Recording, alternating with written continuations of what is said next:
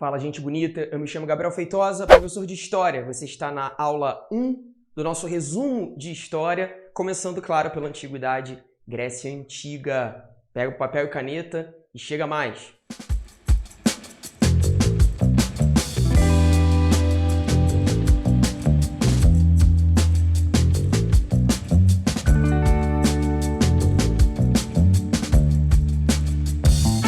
Galera, Grécia Antiga, assunto fundamental, sempre recomendo que você divida em períodos. É uma história muito longa, a gente está falando ali de mais ou menos 20 séculos de história. Caraca, Gabriel, 20 séculos! Ou seja, os gregos viveram como civilização por 2000 anos. Sim, tem muito tempo, a história vai começar lá atrás, aqui ó, século 20 antes de Cristo. Então, para você não se perder, sempre recomendo que você faça a sua revisão, seu resumo desse assunto por períodos. E aí no período creto-micênico, de repente aí no seu livro você vai ver como período pré-homérico, tudo bem? É a mesma coisa. Período pré-homérico, pode aparecer com esse nome porque está antes do período de Homero. Eu gosto mais do termo creto-micênico, porque diz respeito, galera, aqui ó, à ocupação inicial do território por parte de 3 grandes povos. Nós temos aqueus, eólios e os jônios.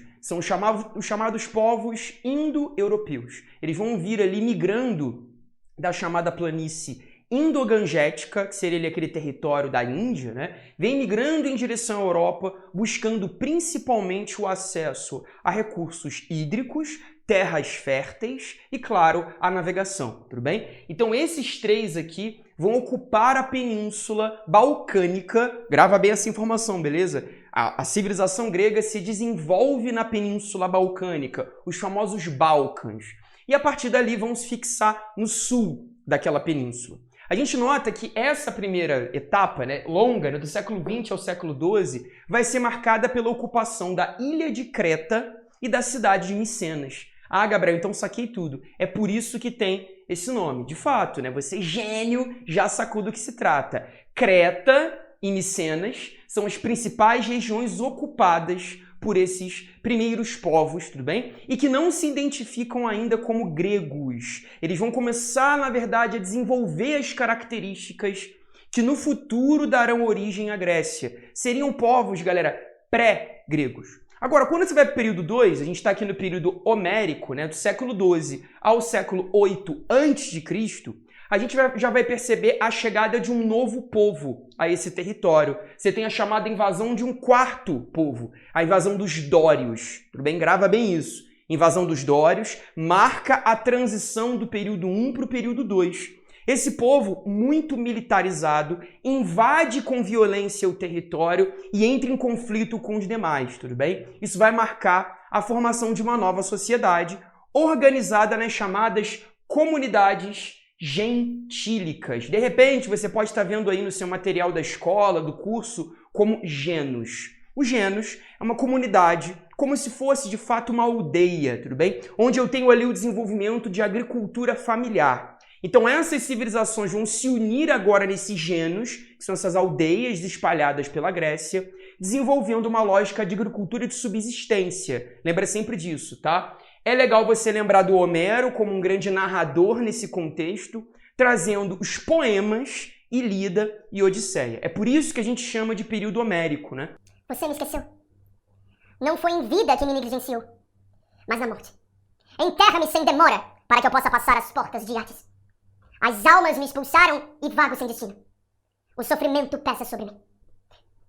Porque grande parte dos relatos, das informações que a gente tem sobre essa época são, de fato, desenvolvidas nesses poemas. A gente não sabe se, de fato, eles estão narrando, se Homero está narrando uma verdade ou não. Não existe um certo consenso se aquilo tudo que aparece sobre a própria ira de Aquiles, o rapto de Helena, a gente não tem informações muito históricas sobre isso, mas mesmo sendo ficção, por muitos considerado ficção, é um relato legal para a gente entender um pouco da cultura daquela época, para a gente entender um pouco dos valores do homem grego, o que consideram certo, o que consideram errado, como enxergam seus deuses, como desenvolvem ali suas características culturais, econômicas e políticas, certo? Então, período homérico tem essa marca. Quando a gente vai para o período 3, o período arcaico, daqui para frente, galera, já te dou o bizu. Daqui para frente é o que a gente tem mais incidência em provas, certo? Especialmente o arcaico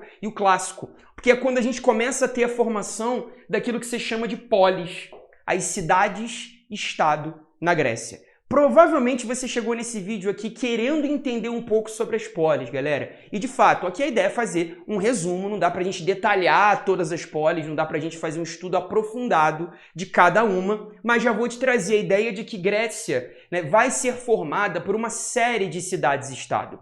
Entenda, é como se essas comunidades gentílicas, aquelas aldeias que eu falei lá atrás, elas fossem cada vez inchando em população, um crescimento demográfico tão grande que esses genos, essas comunidades, começaram a se aglomerar.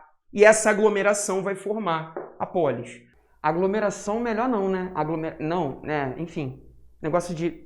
né? Depois a gente fala, pode ser? As cidades-estado. A Grécia vai ser recheada disso, tudo bem? Não podemos falar de um poder unificado na Grécia. Não vai ter um líder para todo o território. O poder não é centralizado. Pelo contrário, o poder político será fragmentado nessas cidades. Vamos destacar Atenas, uma grande polis da região norte, que seria a região da Ática, e eu tenho Esparta ao sul, no que você chama de Península do Peloponeso. Alguns vão chamar também de Lacônia, tudo bem? Esparta e Atenas vão ter modelos de cidade muito diferentes. E aí eu te convido a sempre frisar esse ponto.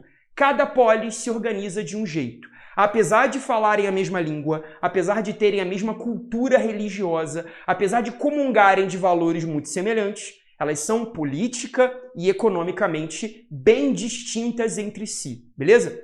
Atenas com uma cultura ligada à lógica democrática, e Esparta com uma cultura muito ligada à monarquia, tudo bem? E aí que eu te convido a ir para o período 4, período clássico, que é onde eu tenho o desenvolvimento da democracia em Atenas. Não se engane, galera, democracia a gente fala, ela é grega, tudo bem, mas ela não existiu em toda a Grécia. É uma informação fundamental aqui, um engano que a galera comete. A democracia não foi desenvolvida em toda a Grécia. Na verdade, ela é uma característica ateniense. Algumas polis também vão copiar um pouco, mas é uma característica bem ateniense. E a gente lembra aqui, em 510 a.C., as reformas de um grande político chamado Clístenes, que estabeleceu a lei democrática. Todo cidadão pode participar da política, mas para ser cidadão eu tenho que seguir critérios muito rígidos, né? Tenho que ser homem, maior de idade, ter cumprido o serviço militar, ter nascido em Atenas, ter pai e mãe ateniense. Logo, galera, essa democracia aqui, ela não é nada inclusiva, pelo contrário, ela exclui a maior parte da população porque os critérios são muito rígidos, certo? Legal também que, de maneira muito irônica, esse é o período da democracia, mas ao mesmo tempo é um período de guerras. Isso gera um paradoxo, né? Ao mesmo tempo que nós estamos criando um valor muito importante para a política, estamos entrando em conflito com outros povos. Eu tenho as guerras médicas e a guerra do Peloponeso, tudo bem? Guerras médicas contra os persas. Guerra do Peloponeso será o conflito entre a Liga de Atenas e a Liga de Esparta. This is Sparta!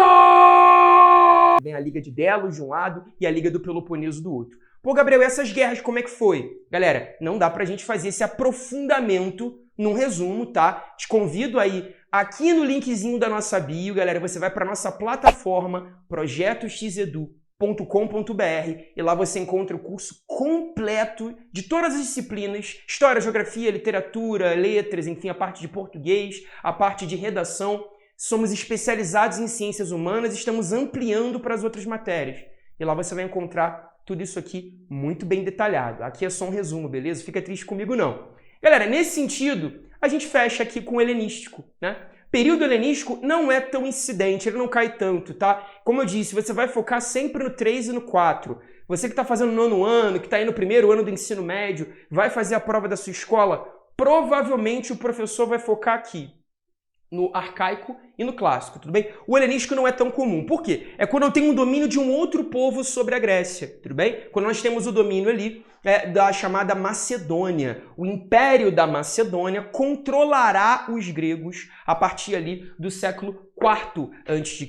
A gente tem Filipe II, o imperador macedônio, que estava ao norte da Grécia, marchando sobre o território e deixando ao seu herdeiro Alexandre o Grande, o chamado Alexandre Magno, a função de administrar todo esse vasto império, um dos maiores impérios da Era Antiga, no Império da Macedônia, que vai englobar agora o Império Grego, né? A civilização grega, melhor dizendo. Galera, a expansão da Macedônia é tão intensa nesse contexto que nós temos Alexandre, o filho do Felipe, aquele cara que dominou o território, ele vai expandir muito esse império em direção ao Oriente. E é isso que você vai chamar de cultura helenística. A cultura helenística nada mais é do que essa fusão entre a cultura ocidental e a cultura oriental. À medida em que a gente vai expandindo o território desse império, ele vai absorvendo um pouco das características culturais do Oriente, especialmente aqui do caso do Egito, que não é bem Oriente, mas é tratado assim, né, pelos livros, e também dos impérios da Índia, da China. Você tem muito dessa absorção da cultura de povos diferentes para o Império da Macedônia, e você vai chamar isso de cultura helenística, essa fusão Ocidente-Oriente. Galera, espero ter ajudado vocês, é a revisão mais objetiva que a gente pode fazer. Tudo o que interessa para a Grécia está aqui, faça o seu maravilhoso print, tenha bons estudos, um beijo, até a aula 2.